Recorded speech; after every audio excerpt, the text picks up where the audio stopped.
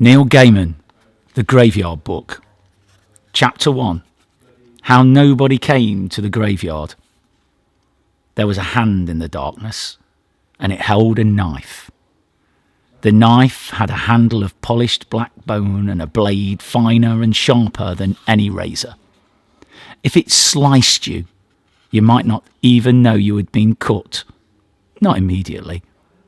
The knife had done almost everything it was brought to that house to do, and both the blade and the handle were wet. The street door was still open, just a little, where the knife and the man who held it had slipped in, and wisps of nighttime mist slithered and twined into the house through the open door.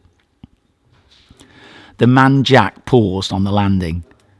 With his left hand he pulled a large white handkerchief from the pocket of his black coat, and with it he wiped off the knife and his gloved right hand which had been holding it.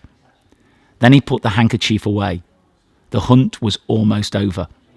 He had left the woman in her bed, the man on the bedroom floor, the older child in her brightly coloured bedroom, surrounded by toys and half-finished models. That only left the little one, a baby, barely a toddler, to take care of. One more, and his task would be done. He flexed his fingers. The man Jack was, above all things, a professional, or so he told himself, and he would not allow himself to smile until the job was completed. His hair was dark, and his eyes were dark, and he wore black leather gloves of the thinnest lambskin. The toddler's room was at the very top of the house. The man Jack walked up the stairs, his feet silent on the carpeting. Then he pushed open the attic door and he walked in.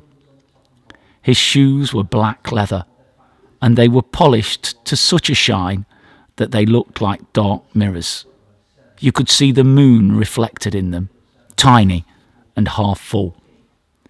The real moon shone through the casement window. Its light was not bright, and it was diffused by the mist, but the man Jack would not need much light. The moonlight was enough. It would do. He could make out the shape of the child in the cot, head and limbs and torso. The cot had high slatted sides to prevent the child from getting out. Jack leaned over, raised his right hand, the one holding the knife, and he aimed for the chest.